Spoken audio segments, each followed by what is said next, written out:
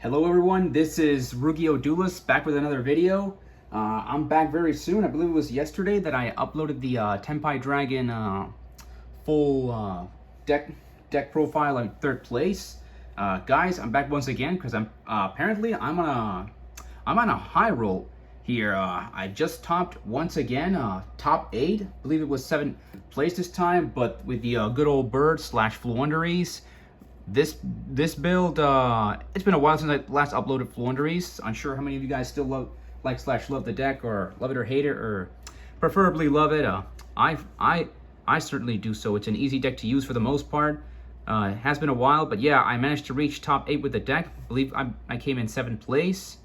This build does not play Dimension Shifter. It's more of a board breaker type of version. So let's get onto the deck profile. If you guys seen the channel, you know how this deck goes. So let's get started. Let's not waste too much time.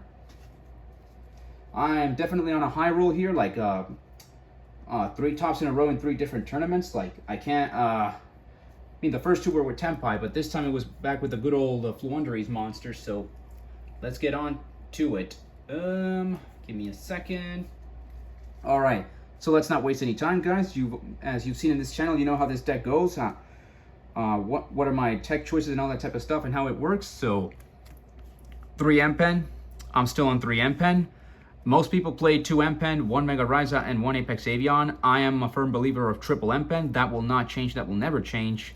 And again, right now, the big boss Penguin Monster is probably one of the best.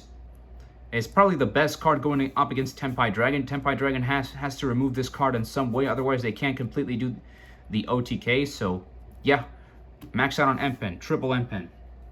1 Apex Avion. I'm still sticking with my no Mega Raiza strategy, and those are the 4 big birds. Continuing on from there, no need to explain. Triple Rabina. We need to play 3 Rabina to get to our birds, because Rabina is 1 2 card combo with again some of the other pieces. Triple Eaglin, so that we can get to our bigger birds right over there all the more faster. I decided to bump Street at 2. It's working out pretty well. There was a moment where like having 2 Street wasn't very good in the matchup, but I still ended up winning the match. So plus for better consistency, maybe playing 9 little birds in the main deck is better than playing 8. So yeah, I'm on 2 Street for now. And 1 Talkin. So I was in another tournament like about a week and a half ago, and I was on 2 Street and 2 Talkin, but I decided to cut Talkin back to 1 because I figured I think 9 level 1 birds in the main deck is just a little bit too much. So again, 3, 3, 2, and 1 is all that I'm running in the main deck for now, and that is it for the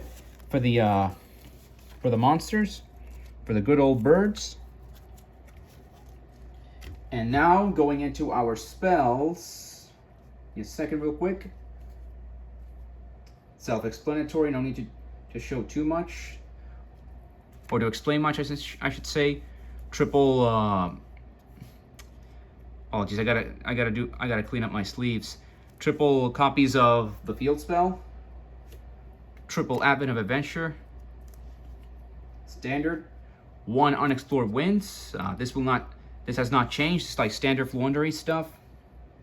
For more spells, this is a bit like Moore's builds. It's a very spell build. I'm playing Extravagance because I am playing Prosperity and Tenpai Dragon. This is not bad. Again, could switch these out for Prosperity, but I'm playing these out. It's not too bad. Extravagance does the job almost as well as Prosperity. Triple Duality, self-explanatory.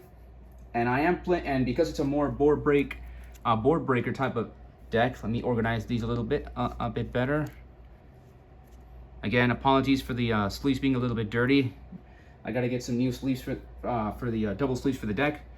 3 Time Tearing Morganite.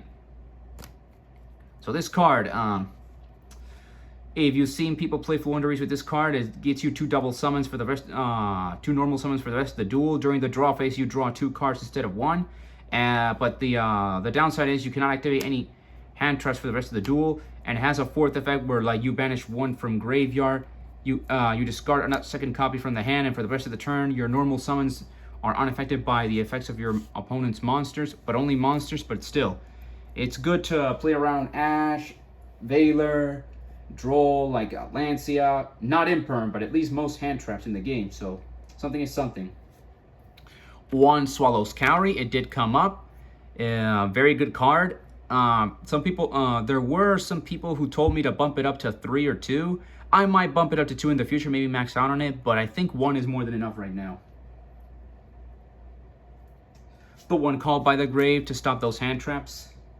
The 1 Dimensional Fissure, I mean, it's at 3, but I choose to play 1 Dimensional Fissure, you know, for Droll, for Valor, like, also, again, all monsters are banished, so it's annoying for the opponent. I used to play 3 and 2. They started to break even at, it started to break a little bit, even at 2 copies, so I think 1 in the main deck is fine. I'm main decking this card as of this format.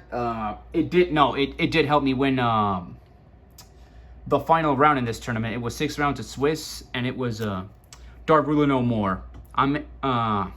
I main deck 1, and I'm citing a second copy of this. Maybe I'll cite 2, but I think 1 in the main deck as of this format is kind of mandatory. There's a lot of, I'm seeing a lot of Omni Negates, courtesy of Voiceless Voice Melodious, a lot of disruption. So this card is kind of, I highly recommend main decking at least 1 copy.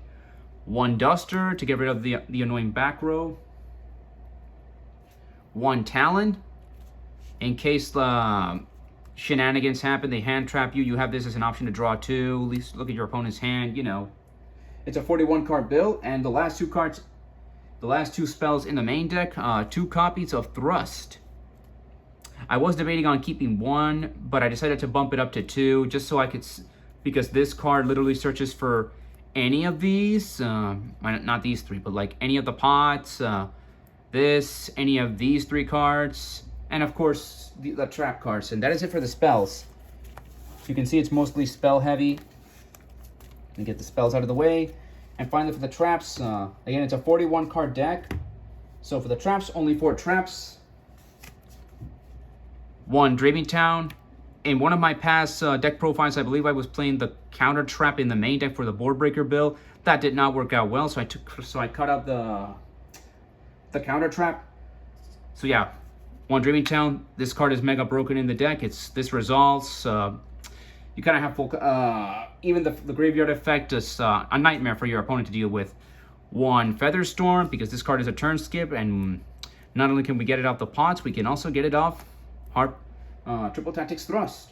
And the final 2 cards in the main deck, final 2 trap cards, to evenly match to break the boards apart. I was thinking about main decking just 1, but the way the format is right now, you kind of want to see this card a little bit sooner rather than later. So yeah, 2. That's it for the traps. Oh, I never mentioned this real quick. So for the rounds of Swiss, on round 1, I defeated Thunder. It was 6 rounds. Round 1, I beat Dinosaur with Thunder Dragon with Colossus. Round 2 was I went up against Snake Eyes Kashtira, which unfortunately I lost. Round 3, I went up against Salamangreat, and I won. Round 4, Chimera Illusion. That one I did lose as well. I went X2 in this tournament, aka I won 4 rounds. I lost 2. Again, round 4 was against Chimera Illusion. I lost that one as well. Round 5 was against Snake Eye Mekonko. A very good acquaintance of mine was playing that deck. That was a very tough match, and great back and forth. Game 1 was lasted 30 minutes, and game 2 I managed to pull through, but he also it was very close, but I managed to pull through. And the final round was against the planned combo deck, Ragnarika, Rika, Trap Tricks, and some other generic plant stuff.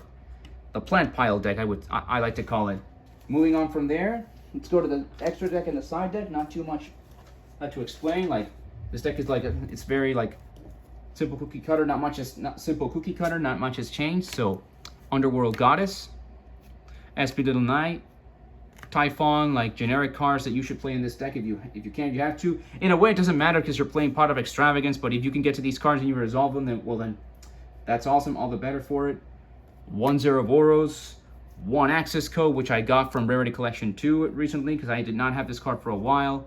1 Transcode, 1 Relinquish Anima, 1 Sorcerer of Sebek, Liverless Assemble Gale, Liverless Permanent Thrush, attack directly, stall, search for a monster, get rid of back row, win the Wind Charmer Verdant for link plays. And these final 4 cards are like kind of like targets for a certain spell card I just got from Rarity Collection. I have not used that spell. Maybe I will play it in this deck. I think I will. The 4 cards, Tri-Brigade Farragut, Golden Cloud Beast Malong, Elder Entity Entis, and Moriologic Aggregator. And that is it for the extra deck. For the most part, it does not matter unless you're like in very obscure situations, and of course you don't banish them face down with the Extravagance, so yep. And finally, the side deck. Let's start off with the obvious. I am maxing out on this card once again. I was main decking one, side decking the second one. With the way the format and things are right now, you gotta max out on this card. There's just no other way around it. So 1 in the main, 2 in the side. 2 copies of this. I don't max out on this card because there was a grind match a couple of months ago in which this card was useful, but in the grind, you don't want to see this too, believe it or not, you don't want to see this card too much in the grind game. You just want to solve it maybe once or twice, and that's about it. Yeah, 2 copies of this card. It did help me win the final round. It helped tremendously. A second copy of Unexplored Winds. This card, second copy of this in the site is grandiose. Sometimes you need to have 2 of this if you're going second. 2 copies of Magic Deflector. Same logic as this card. Like, I don't want to see this card too much. Just want to see it like once, hopefully twice, and that's about it. Even in the grind game, this stops a couple of the decks. Very underrated Floodgate. Not a lot of people use it or talk about it. So I decided to go with this trap. It's very decent. Not as powerful as Cosmic Cyclone. 3 copies of Typhoon. So you can activate this from hand if your opponent has at least two or more spell or traps, and you have none. I can pop a face-up spell or trap, so against Runic, against like any Floodgate, any card that's face-up that your opponent, any face-up card effect that your opponent's going to activate. This card is great. It has not come up yet, but I think I will keep this card. It's also good to out like Floodgates like Skill Drain, Anti-Spell, Tikaboo, there can be only one, all those Floodgates. So yeah, and I'm maxing out because like why not? It's kind of like a discount Skill Drain, you could say. The final 5 cards, the third evenly match. Why not? I may cut the third one. I'm not quite sure if you need to max out on evenly matching the deck anymore. Maybe 2 is more than enough, but I am signing the third one just in case. A second copy of Dark Ruler because of the way the format is. I like playing this card as a one-off in the side, but again, the way the format is right now and the craziness that the format has given us, I think 1 in the main, maybe a second copy in the side is kind of mandatory. I'm iffy about keeping a second copy in the side, but I think I want to see this card more often than not just because of the way the format is. So again, I think I'll keep it as it is. Now this package, these last 3 cards, they have not worked. I don't think it's something that's gimmicky. I think it's something that can come up in this deck, but I play tested against a friend, and in the tournament, this cost me the game against the Illusion Chimera player 2 copies of Raw Sphermo and 1 the True Sun God. I did resolve one of them, but as soon as I activated this card and my opponent saw that I had this, like he knew how to play around it, and then he swung for game. I tried 1 and 1. It still breaks. It's still not good enough. I tried 2 and 1. I think I'm gonna cut this package. It was a good idea. I honestly think it was a good idea, but I think I need better and more faster board breakers for the future. So yeah, I'm definitely cutting the raw Sphermo package. It's decent, it's good, and I might go back to like maybe making a board breaker, maybe not cutting time tiering Morganite completely out of the deck. I'm iffy about these 2. This one more so than this one. I think this is now very necessary for the format, the way things are. But yeah, that's the side deck, and that is my top 8 Floowandereeze board breaker deck profile, guys. For the third time, I don't want to apologize too much, but yeah, I just gotta say, because I feel a bit bad, but I gotta get new sleeves. Sorry that the sleeves are a little bit dirty. I think I will fix that. I can't promise I'll do it immediately, but definitely in the upcoming like 2 months, hopefully. But yeah, that's it, guys. I'll be going to another tournament in a couple of days. I think this time I'm on a high roll right now. I'm on a roll. I can't deny that. But yeah, the next deck will be Ubel. If I top and I do a deck profile, again, I'll be heading to a tournament these next couple of days. I will be playing with Ubel. I think I should move this a little bit closer in the camera. But yeah, I'm proud of the build. It was very good. Could have been a little bit better. Yeah, probably most likely. But I love this deck so much. It's been with me for 2 years. I've been playing this deck for 2 years. It's the deck that I'm that I've dominated the most, that I'm the most comfortable with. But again, I also want to master Tenpai Dragon and Ubel. And someday, I will play the God cards in a competitive deck, and I will win with them. All right, guys, that's it. 2 thumbs up, and play if you can. Thank you very much for watching the video.